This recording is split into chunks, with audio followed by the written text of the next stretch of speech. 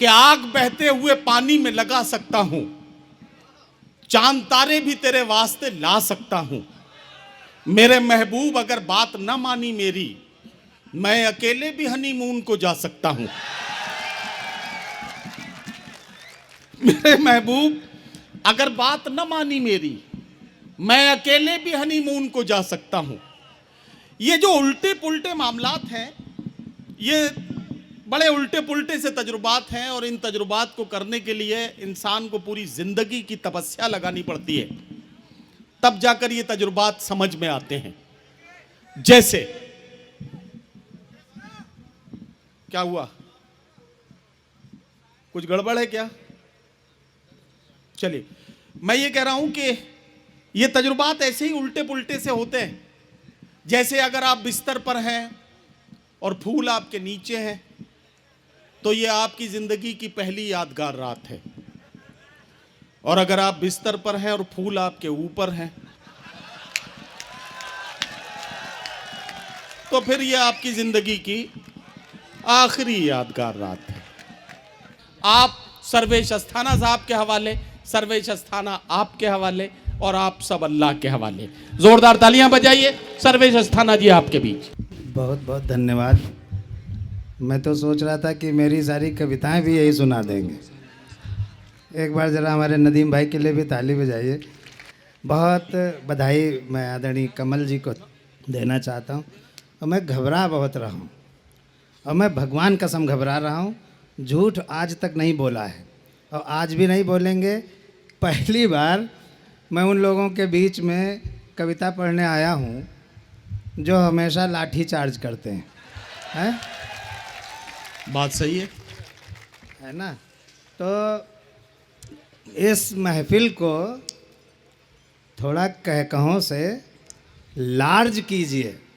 अरे लाठी चार्ज करने वालों, थोड़ा तालियों से चार्ज कीजिए, है ना? वाह वाह वाह। मैं वास्तव में बहुत घबरा रहा हूँ। आज एक तो कोरोना के बाद बहुत दिन बाद मुझे माइक पे आने का मौका मिला है। अब मैं आपसे वादा करता हूँ कि जब तक सवेरे परेड नहीं शुरू हो जाएगी तब तक यहीं खड़ा रहूँगा। ये भी सही है। हैं?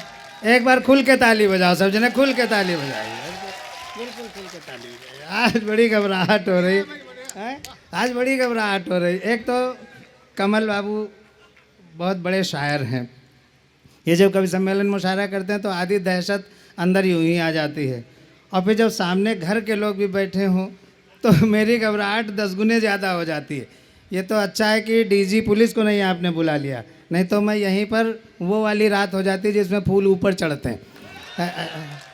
मैं आज बहुत घबरा रहा हूँ। थोड़ा माहौल आपसे मैं जुड़ने की कोशिश कर रहा हूँ। बहुत दिन से आप लोगों से जुड़ा नहीं हूँ, बड़ी घबराहट हो रही है। वसीम बरेलवी साहब जो दुनिया के सबसे बड़े शायर हैं, वो यहाँ की अध्यक्षता कर रहे हैं। दुनिया के सबसे बड़े गीतकार डॉक्टर विष्णु सक्सेना किनारे बैठे हुए हैं, और हम सबके बहुत प्रिय सारे, चाहे इकबाल अशर साहब हों, चाहे हमारे जौहर भाई हों, शबीना जी हों, सब लोग, मैं धीरे धीरे सबके नाम लेता जाऊंगा। मैं भी नदीम फर्रुख जी को देखता हूं तो वो मुझे यूँ देख रहे हैं कि आगे क्या बोलेगा। मुझे खुद ही नहीं पता मैं क्या बोलूँगा। कवि और शायर वही होता है जिसको ये ना पता हो क्या बोलने जा रहा है, वही असली शायर होता है। मैं बड़ी घबराहट महसूस कर रहा हूँ कमल भाई, बिल्कुल भगवान कसम झूठ हाथ तक नहीं बोला है, आज भी नहीं बोलेंगे, कभी झूठ नहीं बोलेंगे। अच्छा सुनिए तो, सुनो तो, झूठ आज भी नहीं बोलेंगे। अच्छा ये बताओ, देखिए हमको देख के सीटी प्लीज़ न बजाएं। नहीं, ये असल में सीटी नहीं बजा रहे हैं, बल्कि ये कह रहे हैं कि आप क्या घबरा रहे हैं, हमें देख के तो पता नहीं कितने लोग घबराएंगे।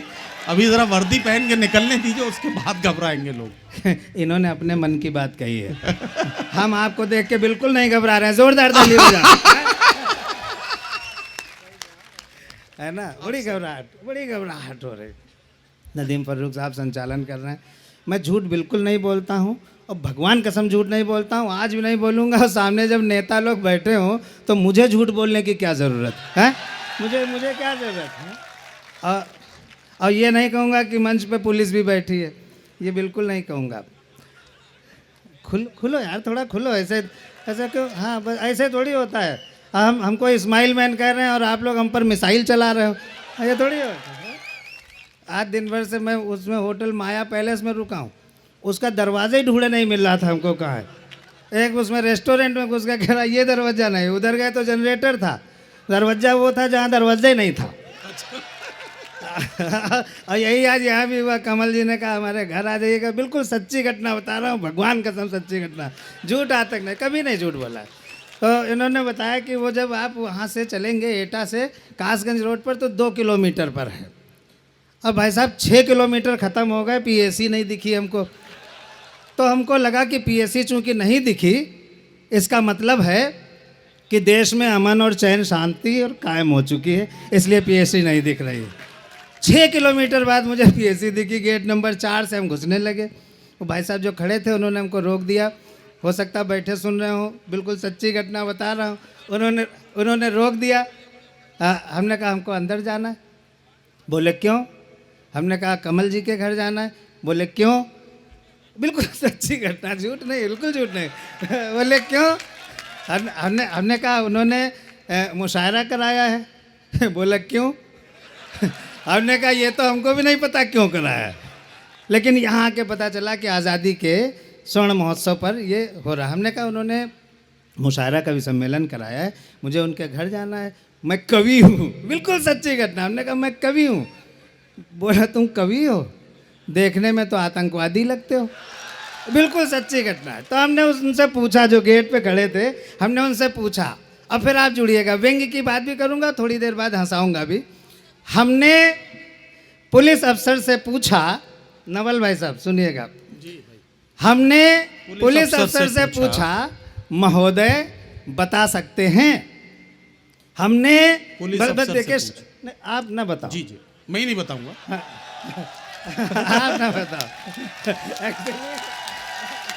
नहीं, मैं नहीं बताऊंगा। एक्चुअली क्या होता है, एक्चुअली होता क्या है कि ये मुशायरे के संचालक हैं। जब शायर एक मिसरा पढ़ता है तो जो नाजिम होता है, जो संचालक होता है, उसको वो मिसरा दोहराना रहता है। तो यही रवायत होती है। तो अब हम तो हास्य व्यंग के आदमी, अगर ये हमारी बात दोहरा देंगे तो हम तो फूल चढ़ जाएंगे हमारे ऊपर, है ना? है कि नहीं? हमने पुलिस अफसर से पूछा महोदय बता सकते हैं ये आतंकवादी किसे कहते हैं?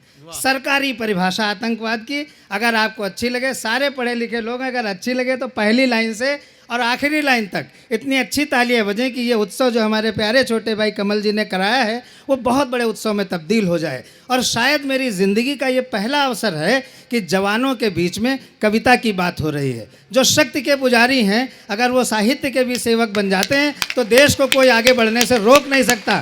मैं आपको सल्यूट करता हूँ और एक बार ज़ोरदार तालियों की अपील अपने देश के लिए करता हूँ, अपनी स्वतंत्रता की 75वीं वर्षगांठ के लिए करता हूँ। अब सुनिएगा, सरकारी परिभाषाएं, क्या अच्छा संदेश दिया भाई। सरकारी परिभाषाएं हमने पुलिस अफसर से पूछा महोदय बता सकते हैं, शर्त यह कि ताली मजबूत बजनी चाहिए। हमने पुलिस अफसर से पूछा महोदय बता सकते हैं ये आतंकवादी किसे कहते हैं? वो बोले हत्या कर दो। अच्छा, तैयार रहना, बहुत बढ़िया बात है। वो बोले हत्या कर दो, पकड़े गए तो अपराधी वरना आतंकवादी। पकड़े गए तो अपराधी, अरे वाह वाह वाह वाह वाह। नवाब ताहिर फराज साहब यहाँ बैठे, उनकी माँ की कविता इतनी शानदार है कि हम अपने घर में रोज़ उसको एक बार सुनते हैं। बड़ी टीम इन्होंने बुलाई है, मुझे बड़ा फख्र हो रहा है आज इस टीम पे, इस टीम के साथ आने में कि मुझ जैसा छोटा व्यक्ति इस मंच पर है और सारे बड़े शायर हैं। मैं अपनी स्थिति बड़ी अजीबोगरीब महसूस कर रहा हूँ। मुझे ऐसा लग रहा है जैसे मैं जंगल का बंदर हूँ। बिल्कुल बिल्कुल, भगवान का समय से झूठ बोलते नहीं, आपको पता है। ऐसा लग रहा है जैसे जंगल का बंदर हूँ। क्या था, शेर जंगल का राजा था। जब देखो तब शेर राजा, जिधर नजर जाए शेर राजा। तो जंगल वाले ऊब गए। जुड़े रहना, बहुत बढ़िया बात कहने जा रहा हूँ। तो जंगल वाले ऊब गए, बोले यार एक ही शासन है, एक ही सत्ता है, मोनोटोनी हो गई है, कुछ बदलाव करो। ये हुआ, क्या बदलाव करें? बोले राजा बदलो। किसको बनाए? बोले जो खूब एक्टिव हो उसको राजा बनाओ। तो बंदर को जंगल का राजा बना दिया गया, जैसे हमारे नदीम भाई को संचालक बना दिया गया। नहीं नहीं नहीं मतलब ये नहीं कर रहे हैं, मतलब हम ऐसे कह गए हैं, लेकिन हम नहीं, हम अपने शब्द वापस लेते हैं। हम कोई क्षत्रिय थोड़ी जो एक ज़बान पे टिके रहे। तो बंदर को जंगल का राजा बना दिया गया। बंदर जंगल के राजमहल में रहने लगा। 20-25 दिन के बाद एक बकरी रोती हुई आई और बोली राजा साहब, शेर ने हमारे बच्चे को पकड़ लिया है, आप चलो बचाओ चल के। बंदर बोला हाँ हाँ क्यों नहीं, चलते हैं बचाएंगे। बंदर पहुंचा, देखा शेर बच्चे को दबाए हुए पेड़ के नीचे बैठा है। बंदर दौड़ा, लपक के पेड़ पे चढ़ गया, एक डाल से कूदा, दूसरी पे, तीसरी पे, चौथी पे, पांचवी पे, छठी पे, सातवीं पे। तो बकरी और जोर जोर से रोने लगी, बोली राजा साहब जल्दी बचाइए वरना शेर बच्चे को खा जाएगा। अब बंदर का जवाब, भारत की राजनीति और पीएससी के नौजवानों की जोरदार तालियां। उसने कहा जल्दी बचाइए नहीं तो बंदर शेर बच्चे को खा जाएगा। तो बंदर बोला देखो बकरी, तुम्हारा बच्चा बचे या ना बचे, हमारी भागदौड़ में कोई कमी हो तो बताओ। तो हमारी भागदौड़ में कोई कमी नहीं है, कोई कमी नहीं है हज़म साहब, कोई कमी हमारी भागदौड़ में नहीं है। मैं आपसे धीरे धीरे देखिए जुड़ गया, और जुड़ना बहुत कठिन काम होता है। ये बड़े बड़े शायर बैठे हैं, वसीम चाचा जो है अभी बहुत बड़ी शायरी पढ़ेंगे।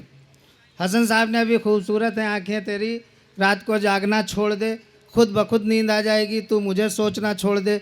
इनमें से कुछ भी संभव नहीं है।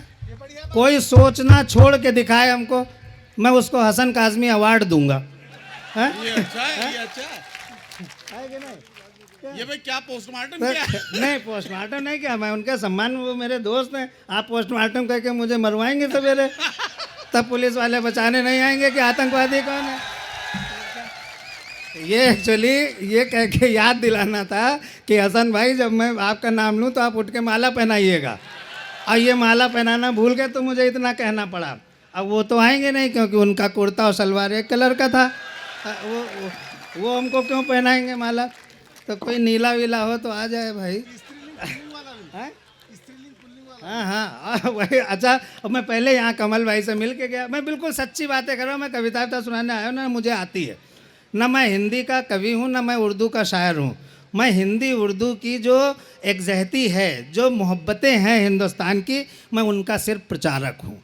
अरे वाह, ना मुझे कविता आती है ना मुझे शायरी आती है। अरे क्या कहना मुझे आदरणीय वसीम चचा भी उसी तरह मोहब्बत करते हैं जिस तरह हमें डॉक्टर उदय प्रताप सिंह जी करते हैं।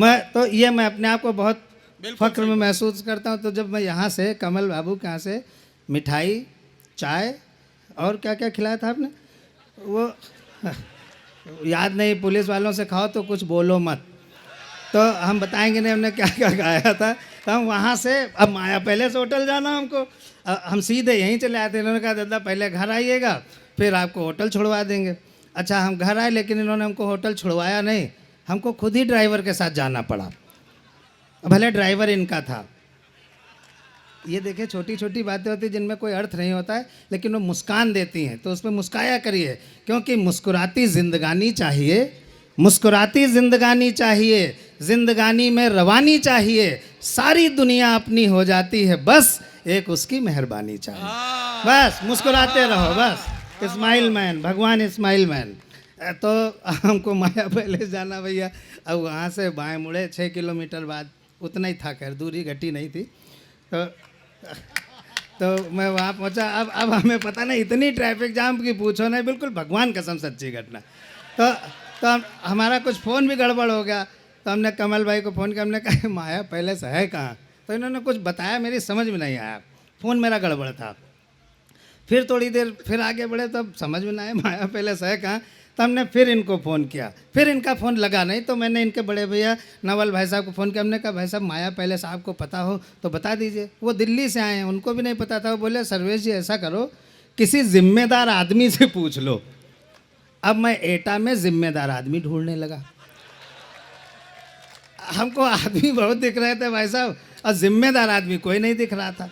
तो एक पुलिस के भाई खड़े थे, हमने उनको देखा, हमको लगा इनसे ज़्यादा जिम्मेदार कौन हो सकता है, क्योंकि हमारे यहाँ चाहे हत्या हो, चाहे चोरी हो, चाहे लूटपाट हो, सारी जिम्मेदारी पुलिस पे ही रहती है।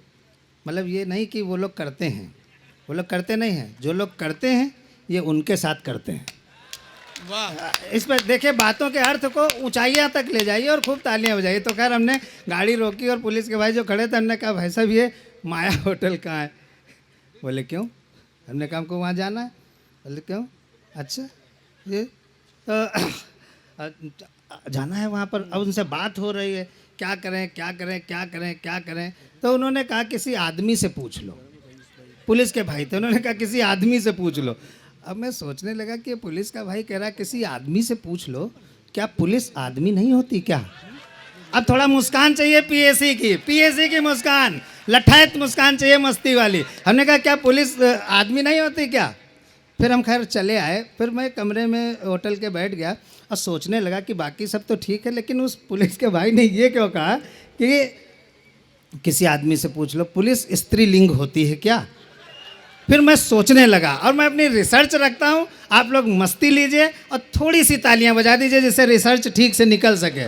ये बस तो जी भाई, जी सर, बस बिल्कुल बिल्कुल, आराम से पढ़िए, आराम से पढ़िए। तो अब क्या मतलब होता है भैया? पूरी मैं तो ये सब कह के आपकी सहानुभूति ले रहा हूँ। ये जैसे कह रहे हैं आराम से पढ़िए, संचालक की तरफ ऐसे ऐसे कर दो तो फिर वो कहता है हाँ हाँ पढ़िए, हाँ पढ़िए। अच्छा, कुछ कवि और शायर ऐसे होते हैं जो कहते हैं अगर इजाज़त हो तो एक और सुनाना चाहता हूँ। मैं संचालन कर रहा था, मैंने कह दिया नहीं है इजाज़त। तो ये तो कभी पूछने नहीं चाहिए कि इजाज़त चाहिए कि नहीं, अपना सुनाते रहो, जब मन हो बैठ जाओ। नहीं तो कहीं उन संचालक ने कह दिया अच्छा रहने दीजिए, तो कितनी से पुलिस आ गई। लगता पुलिस आ गई। हम तो डर गए भैया, इसी से डर गए। तो खैर मैं कमरे में बैठ के सोचने लगा कि उस पुलिस के भाई ने क्यों कहा किसी आदमी से सोच लो। तो मैंने रिसर्च की, पुलिस स्त्रीलिंग होती है। स्त्रीलिंग को उर्दू में मुअन्नस कहते हैं। ये मैं इसलिए कह रहा हूँ कि जिससे लोग समझें कि मुझे थोड़ा बहुत आता है। आती मुझे उर्दू बिल्कुल नहीं है, लेकिन मैं उर्दू ऐसी गज़ब की बोलता हूँ कि लोग मुझे मौलाना इकबाल समझने लगते हैं कभी कभी। एक बार तो एक ने मुझे गालिब समझ लिया था। अच्छा। तो हाँ, तो मैं सोचने लगा अब पुलिस स्त्रीलिंग क्यों होती। मेरी रिसर्च, ध्यान रखना पुलिस वाले के सब लोग आप जानते हैं, ये मैं यूपीपी की बात कर रहा हूँ, पीएसी की नहीं कर रहा हूँ। ये यूपीपी के ही है? नहीं है, इनके पीएसी लिखा रहता है। अरे आप यूपीपी हो? अरे सुनो सुनो सुनो सुनो सुनो सुनो सुनो सुनो सुनो, हम कोई ठाकुर नहीं है जो अपनी बात वापस ना ले सकें। हम अपनी बात वापस लेते हैं। मैं एमपीपी की बात कर रहा हूँ, मध्य प्रदेश पुलिस की बात कर रहा हूँ। आप सही है। अब ठीक है, आप सही तो अब आप ताली बजाइए। ठीक है। हाँ, मध्य प्रदेश पुलिस की। तो अब मैंने पुलिस स्त्रीलिंग कैसे होती है, आप पुलिस का चित्र अपने सामने रखे हो, मस्ती लीजिए। पुलिस जो टोपी लगाती है, टोपी स्त्रीलिंग। पुलिस जो वर्दी पहनती है, वर्दी स्त्रीलिंग। पुलिस जो बेल्ट बांधती है, बेल्ट स्त्रीलिंग। सीटी स्त्रीलिंग, मोटरसाइकिल स्त्रीलिंग, जीप स्त्रीलिंग, तफ्तीश स्त्रीलिंग, इंक्वायरी स्त्रीलिंग, पूछताछ स्त्रीलिंग, गिरफ्तारी स्त्रीलिंग, हथकड़ी स्त्रीलिंग, हवालात स्त्रीलिंग, जीडी स्त्रीलिंग, है ना, कचहरी स्त्रीलिंग, सुनवाई स्त्रीलिंग, सजा स्त्रीलिंग, जेल स्त्रीलिंग और कोठरी स्त्रीलिंग। अभी नहीं, अभी तालियां और आगे बढ़ाना। और जमानत स्त्रीलिंग और रिहाई स्त्रीलिंग। इसलिए पुलिस स्त्रीलिंग होती है। तो मैंने जब होटल से फ़ोन किया कमल जी को, हमने कहा कमल जी ये मेरी रिसर्च चाहिए। तो कमल बोला दादा डंडा तो पुल्लिंग होता है। मैं समझ गया कि मेरी जान खतरे में है। तो मैंने तुरंत कहा कमल जी पुलिस हमेशा लाठी चार्ज करती है और लाठी स्त्रीलिंग होती है। तो ये बोले थाना, ये भी कम नहीं थे। बोले थाना, हमने कहा जिसके एक तरफ चौकी, जिसके एक तरफ, जो मस्ती लीजिएगा, मैं तो इस्माइल मैन हूँ, तो जिसके एक तरफ चौकी और एक तरफ कोतवाली, क्या कर लेगा थाना बताओ। क्या कर लेगा थाना। तो लेकिन फिर मैं सोचता रहा, मैंने कहा अगर यही खाली इतनी रिसर्च की तो मैं पीएसी बटालियन 43 से वापस नहीं जा पाऊँगा। तो मैंने रिसर्च आगे बढ़ाई, मुझे लगा कि पुलिस पुल्लिंग भी होती है। तो कमल जी को फ़ोन किया, हमने कहा कमल भाई पुलिस पुल्लिंग भी होती है। तो बोले कैसे? हमने कहा कभी अकेले में मिलो उससे। हाँ, इसमें थोड़ा और खुला, थोड़ा हो करना है। हाँ, थोड़ा अकेले में मिलो उससे। अच्छा, अकेले में मिलो का मतलब ये नहीं कि एटा की किसी अंधेरी सड़क पर मिलो। अकेले में मिलो का अर्थ ये है कि अगर किसी पुलिस के व्यक्ति को आप सिंगल देखें तो हमेशा पुल्लिंग होता है। पुल्लिंग का उर्दू में होता है मुज़क्कर। ठीक है ना? हाँ बिल्कुल सही। ठीक। तो अब मेरे रिसर्च का खंड खा, इसमें भी उतना ही शामिल होएगा। आप सर बहुत बड़े व्यापारी हैं, मैं आपको बहुत प्रणाम करता हूँ, मैं भी व्यापारी हूँ, बहुत छोटा व्यापारी हूँ, अपनी कविता बेचने आया हूँ यहाँ पे। तो पुलिस पुल्लिंग भी होती है। अब देखिए पुलिस का फिर से चित्र अपने सामने रखिए। सिपाही पुल्लिंग, दीवान पुल्लिंग, सब इंस्पेक्टर पुल्लिंग, इंस्पेक्टर पुल्लिंग, सीईओ पुल्लिंग, एडिशनल एसपी पुल्लिंग, एसपी पुल्लिंग, डीआईजी पुल्लिंग, आईजी पुल्लिंग, सिर्फ हमारे लखनऊ के आईजी पांडा जी को छोड़ के बस IG pulling, director general pulling. अब तालियां उठें, अर्थात पुलिस स्त्रीलिंग और पुल्लिंग दोनों होती है। अब इसके पीछे जो कारण है, अर्थात जब सही व्यक्ति आता है जिसकी मदद करनी होती है तो माँ के समान ममता दिखा करके उसकी मदद करती है तो वो स्त्रीलिंग हो जाती है, और जब असली अपराधी सामने आता है तो फिर वो पुल्लिंग हो जाती है और अपना कर्तव्य दिखाती है। लेकिन अब इस बात पर ताली बजाइएगा, राजनीति के भी प्रतिनिधि बैठे हैं और मंच के बहुत बड़े लोग, वो शब्द के वो बड़े लोग बैठे हैं जिनका एक एक शब्द सत्ता को दिशा देता है। अब जो मैं कहना चाहता हूं उस पर अगर आप सहमत होइएगा तो आकाश भर ताली बजा करके हमारे भाई कमल को आशीर्वाद दीजिएगा कि जिस दिन राजनीति हमारी पुलिस को वास्तव में पुल्लिंग बने रहने का अवसर प्रदान कर देगी, 1 महीने के अंदर हमारे देश से सभी किस्म के आतंकवादों का जड़ से सफाया हो सकता है। चलिए, तो ये होता है, ये सब आनंद के लिए चीज़ें हैं। और ये सच बात मैंने देखा कि पीएसी लगी है, सेना लगी है, एयरफोर्स आई है, नेवी खड़ी है, यानी शक्ति जो है वो स्त्रीलिंग है। हमारे यहाँ दुर्गा जी माता कही गई, शक्ति की प्रतीक। तो जहाँ पर शक्ति है वहाँ माँ है, और माँ से बड़ा शक्तिशाली इस दुनिया में कोई नहीं होता है। ये कहना चाहता हूँ अपनी इन हास्य और व्यंग्य की बातों से। मैं एक कविता सुनाता हूँ जिसके लिए मुझे कमल ने कहा था सच्ची घटना पर आधारित है। मैं लेकिन इन लोगों ने शेर सुनाए तो 2 शेर सुना दें क्या सर? सर 2 शेर सुना दें क्या? एक बार ताली बजा दीजिए सर। वसीम चाचा, आप लोगों की ये मंच के लोग जो हैं सब ये मेरी सुने हुए हैं, और फिर भी इन लोगों को वाह वाह करना मजबूरी होता है जिससे कार्यक्रम खूब सफल रहे। हम भी हसन भाई की जो खूबसूरत आंखें हैं कम से कम 1000 बार उसमें डूब चुके हैं, और जो मैं अभी सुनाने जा रहा हूँ हसन भाई कम से कम 2000 बार उसकी मलामत कर चुके हैं। देखिए एक शेर जो है, एक शेर यूँ बना, इकबाल अशर साहब, आप लोग सब बड़े शायर हैं, इसमें तगज़ुल मत ढूंढिएगा और बहर मत ढूंढिएगा, बस मेरे दिल की बात ढूंढिएगा।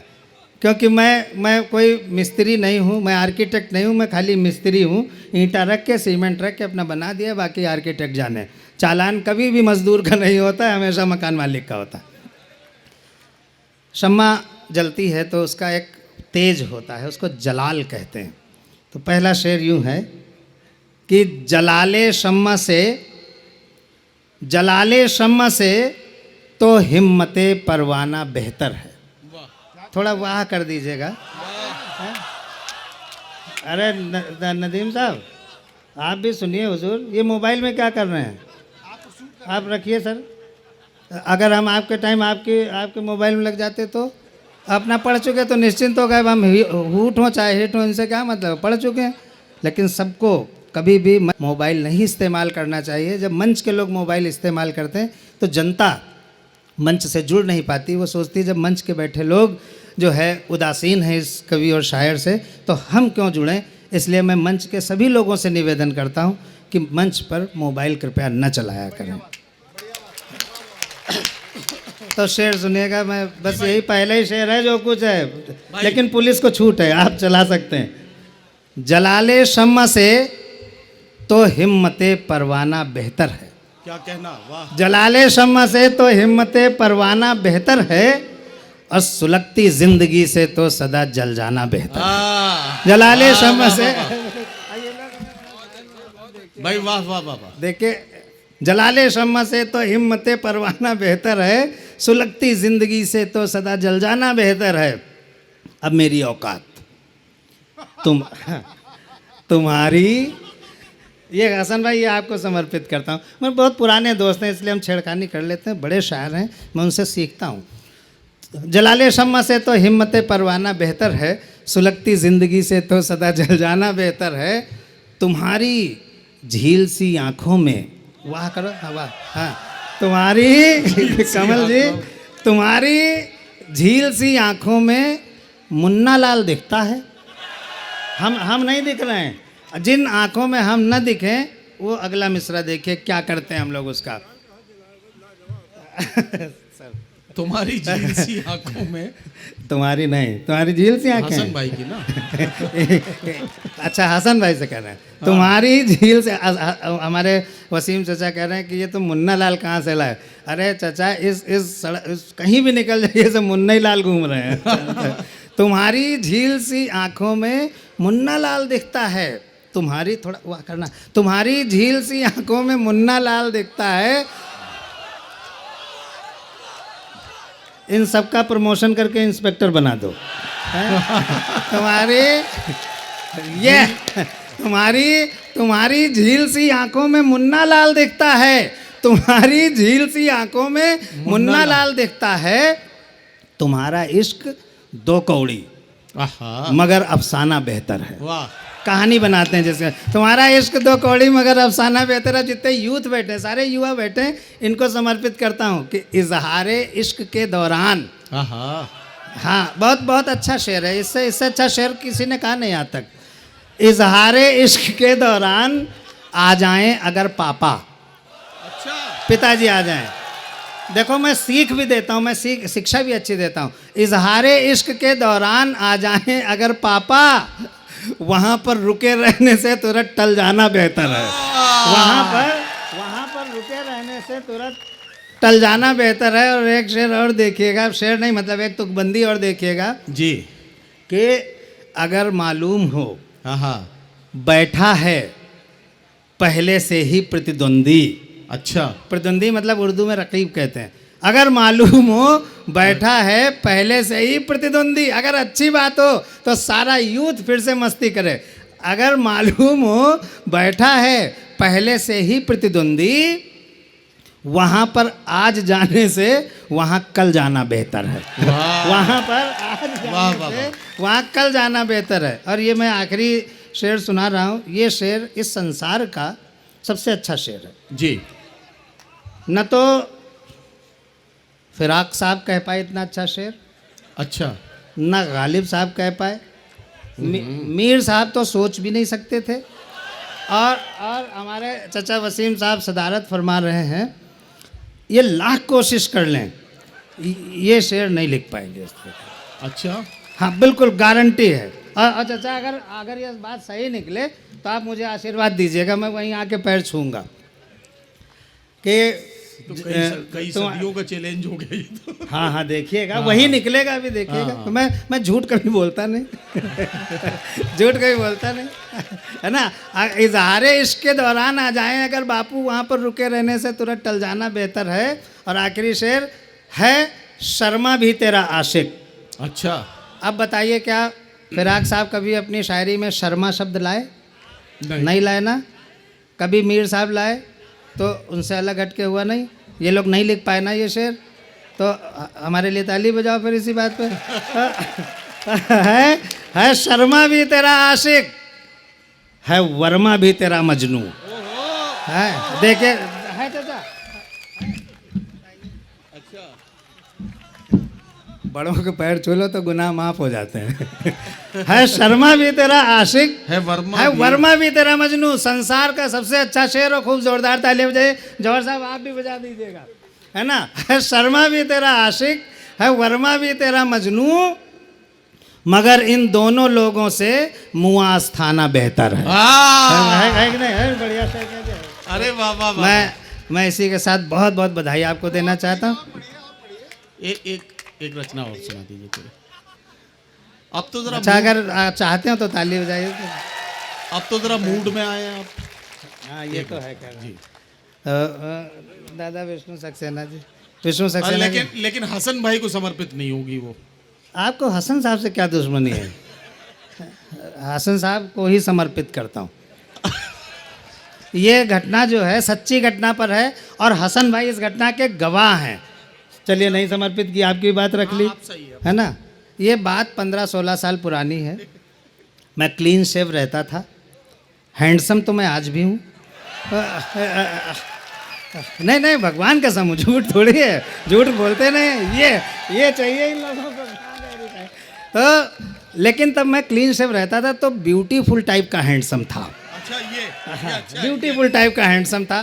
क्या था, हम लोग 10 भाई बहन हैं, ये भी सच है। 10 भाई बहन हैं। हमारे पिताजी की बड़ी प्रॉब्लम, 9 भाई बहनों की शादी हो चुकी थी, मेरी शादी न हो। मैं क्लीन शेव रहता था, पिताजी बड़े परेशान। अच्छा, कोई ससुर आता ही नहीं था, कोई ससुर नहीं आता था, बिल्कुल भगवान कसम सच्ची घटना है। और अच्छा मैं लड़की भी नहीं था कि किसी के साथ भाग ही जाता। माँ बाप जहाँ बांधते वहीं बंधना था, कोई ससुर आता ही नहीं था। एक आया बड़ी मुश्किल से, तो उसने हमको देखा, बिल्कुल सच्ची घटना, एक आया हमको देखा और जाने लगा। पिताजी ने कहा क्यों जा रहे हैं भाई साहब? बोला इससे कौन शादी करेगा, ये तो बच्चा है। मुझे बहुत बुरा लगा, मैंने खूब बड़ी बड़ी दाढ़ी रख लिया इसे, फूली फूली सी, और फुलवाई भी उससे, जो वहाँ से किससे और फूली फूली दाढ़ी लगे। दूसरा आया, वो भी जाने लगा।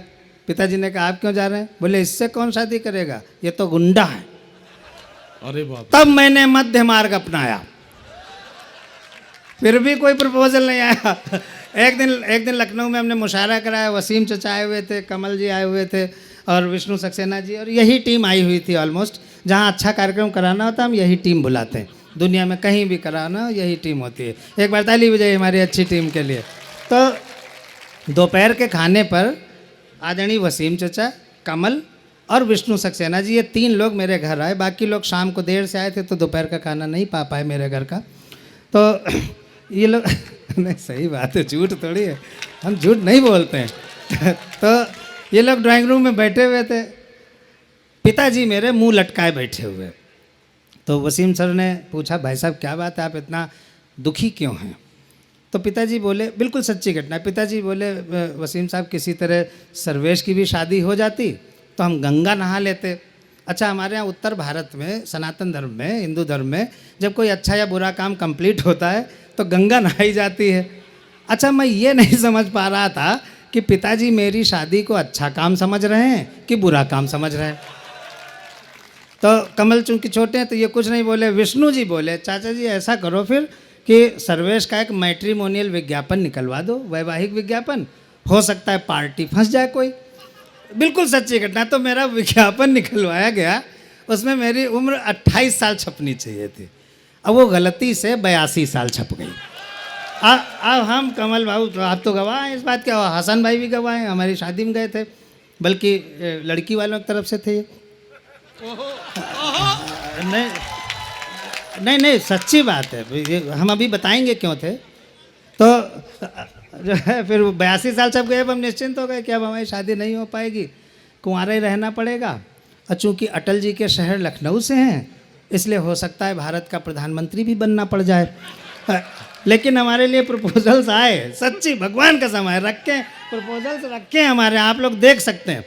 तो प्रपोजल्स आए 70 साल वाली का, 75 साल वाली का, 78 साल वाली का। तो हमने अपने पिताजी की तरफ देखा, उनकी उम्र 80 साल थी।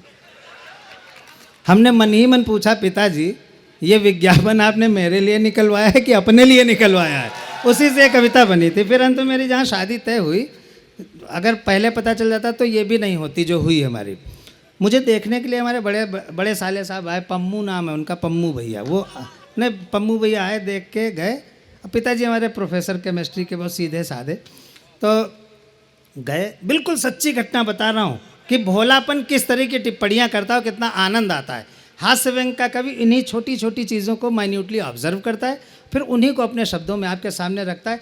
कुछ नया कोई नहीं लिखता है, चाहे शायर हो चाहे कवि हो, सब वही ऑब्जर्वेशंस होते हैं, वही रखे जाते हैं। तो ये जो आए पम्मू भैया देख के गए, और ससुर साहब से कह रहे हैं पापा लड़का तो ठीक है, अच्छी नौकरी भी करता है, लेकिन कवि है। तो हमारे ससुर साहब ने बड़े भोलेपन से कहा कोई बात नहीं, एक आध कमी तो सब में होती है। ये बिल्कुल सच्ची घटना है कि एक आध कमी तो सब में होती है। तो खैर फिर वैवाहिक विज्ञापन छपा, मेरे लिए प्रपोजल्स आए, यहीं से कविता तैयार हुई थी। एक बार ताली बजाइए, मैं अपने जीवन की वो कविता सुनाने जा रहा हूँ जिस कविता पर वसीम साहब का भी आशीर्वाद मिला, जौहर साहब का भी मिला, इकबाल भाई का भी मिला और सारे मंच का आशीर्वाद मिला। बहुत अच्छी कविता मेरे जीवन की। स्वागत भाई स्वागत। पिताजी को हमारी शादी का ख्याल आया, इसलिए उन्होंने हमारा वैवाहिक विज्ञापन निकलवाया। पिताजी को हमारी शादी का ख्याल आया, इसलिए उन्होंने हमारा वैवाहिक विज्ञापन निकलवाया, लेकिन अखबार ने मेरे बारे में पता नहीं क्या नापा, मेरा वर्णन खरीद बिक्री वाले कॉलम में छापा। हाँ, थोड़ा मुखर रहना पड़ेगा। मेरा वर्णन खरीद बिक्री वाले कॉलम में छापा, शायद अखबार मेरे अस्तित्व के मामले में कुछ धोखा खा गया। 15 साल पुरानी बात, अब तो मैं बहुत तंदुरुस्त हो गया हूँ। शायद अखबार मेरे अस्तित्व के मामले में कुछ धोखा खा गया, इसीलिए तो मेरा वर्णन निविदा सूचना के बिकाऊ माल में आ गया। निविदा सूचना को हिंदी में टेंडर नोटिस कहा जाता है। शायद अखबार मेरे अस्तित्व के मामले में कुछ धोखा खा गया, इसीलिए तो मेरा वर्णन टेंडर नोटिस के बिकाऊ माल में आ गया। अब मुझे खरीदने के लिए टेंडर्स आने लगे। आपकी मस्ती शुरू होती। अब मुझे खरीदने के लिए टेंडर्स आने लगे, अपने अपने ज़ोर आजमाने लगे। अब मुझे खरीदने के लिए टेंडर्स आने लगे, अपने अपने ज़ोर आजमाने लगे। एक में था माल कितना पुराना है। जो टेंडर होता है उसमें हाँ थोड़ा तालियों को बढ़ाना, तो उससे आनंद आएगा आपको। अब मुझे खरीदने के लिए टेंडर्स आने लगे, अपने अपने ज़ोर आजमाने लगे। एक में था माल कितना पुराना है, दूसरे में था क्या जहाँ है जैसा है वहीं से उठाना है। As it is where it is, as it is where it is. एक में था माल कितना पुराना है, दूसरे में था क्या जहाँ है जैसा है वहीं से उठाना है। तीसरा पूछ रहा था मशीनरी की क्या कंडीशन है। और चौथे पर यूथ ताली बजाए, ये यूथ की पंक्तियां हैं। तीसरा पूछ रहा था मशीनरी की क्या कंडीशन है, और चौथा जानना चाह रहा था क्या एक बार ट्रायल करने की परमिशन है। पिताजी को लगा मामला तो संगीन होता जा रहा है, पिताजी को लगा मामला तो संगीन होता जा रहा है। अच्छा खासा नौकरीशुदा विवाह योग्य बेटा लगता है बिगड़ी हुई मशीन होता जा रहा है। इसलिए पिताजी ने अखबार को उसकी गलती के मामले में कंप्लेंट दर्ज कराई। अखबार ने भूल सुधार की, अखबार ने भूल सुधार की, और अगले दिन मेरे बारे में सूचना किराए के लिए खाली में आई। अखबार ने भूल सुधार की और अगले दिन मेरे बारे में सूचना किराए के लिए खाली में आई। कई किराएदार आए, कुछ तो साथ में एडवांस तक लाए। एक किराएदार से पिताजी ने पूछा, हुजूर कौन है आप? अब जुड़ना, अब बहुत अच्छे से जुड़ना। एक किराएदार से पिताजी ने पूछा, हुजूर कौन है आप? वो बोला, पढ़ी लिखी जवान बेटी का गरीब बाप। मंच पर शबीना जी उस बेटी का प्रतिनिधित्व कर रही हैं। सामने हमारे परिवार की 4 बेटियां बैठी हैं। हुजूर आपने सूचना निकाली है कि आपका बेटा किराए के लिए खाली है। हुजूर आपने सूचना निकाली है कि आपका बेटा किराए के लिए खाली है। हालांकि मैं आपको मुँह मांगी रकम कभी नहीं दे पाऊंगा, लेकिन वादा करता हूं कि अपना घर द्वार बेचकर कम से कम 1-2 साल के लिए किराए पर अवश्य ले पाऊंगा। वादा करता हूं कि 1-2 साल के लिए किराए पर अवश्य ले पाऊंगा। आप मुझे हताश मत कीजिएगा, आप मुझे हताश मत कीजिएगा। इस गरीब बेटी के बाप को निराश मत कीजिएगा। आप मुझे हताश मत कीजिएगा। इस गरीब बेटी के बाप को निराश मत कीजिएगा, क्योंकि इससे मेरा कल्याण हो जाएगा। भले 1-2 साल के लिए ही सही, पर एक निर्धन बेटी को सुहाग तो मिल जाएगा। भले 1-2 साल के लिए ही सही। फहमी साहब बहुत बुज़ुर्ग हैं, मैं उनका भी आशीष चाहता हूँ। भले 1-2 साल के लिए ही सही, पर एक निर्धन बेटी को सुहाग तो मिल जाएगा। और मेरी समझदार बेटी, मैं एक प्रॉब्लम की तरफ इशारा कर रहा हूँ, आप लोग समझ ही गए हैं। और मेरी समझदार बेटी आपका पूरा किराया अदा कर जाएगी, और मेरी समझदार बेटी आपका पूरा किराया अदा कर जाएगी, और आपका इशारा पाते ही स्टोव से जलकर मर जाएगी। तब आप किराया बढ़ा दीजिएगा, तब आप किराया बढ़ा दीजिएगा। अपने बेटे को दूसरी जगह उठा दीजिएगा, तब आप किराया बढ़ा दीजिएगा। अपने बेटे को दूसरी जगह उठा दीजिएगा, क्योंकि दहेज के मौसम में, अब मेरी बात से अगर सहमत होना तो संवेदना की तालियां चाहिए, क्योंकि दहेज के मौसम में आजकल ऐसे भी दिन आने लगे हैं कि माँ बाप अपने विवाह योग्य बेटों को किराए पर उठाने लगे हैं। क्योंकि दहेज के मौसम में आजकल ऐसे भी दिन आने लगे हैं कि माँ बाप अपने विवाह योग्य बेटों को किराए पर उठाने लगे हैं, और गरीब माँ बाप की बेटियाँ इसी तरह अपनी गरीबी का प्रायश्चित करती रहती हैं। इसीलिए तो शादी के बाद किसी न किसी वजह से बहुत जल्द मरती रहती हैं। तो भाइयों बहनों, ये जो मैं आपको हंसता मुस्कुराता, कविता समाप्त हो रही है, तो भाइयों बहनों, ये जो मैं आपको हंसता मुस्कुराता स्माइल मैन दिख रहा हूँ, भाइयों बहनों, ये जो मैं आपको हंसता मुस्कुराता स्माइल मैन दिख रहा हूँ, असलियत ये है कि मैं एक दहेज लोभी बाप का बेटा हूँ और हर साल किराए पर बिक रहा हूँ। बहुत बहुत शुक्रिया, बहुत बहुत धन्यवाद, बहुत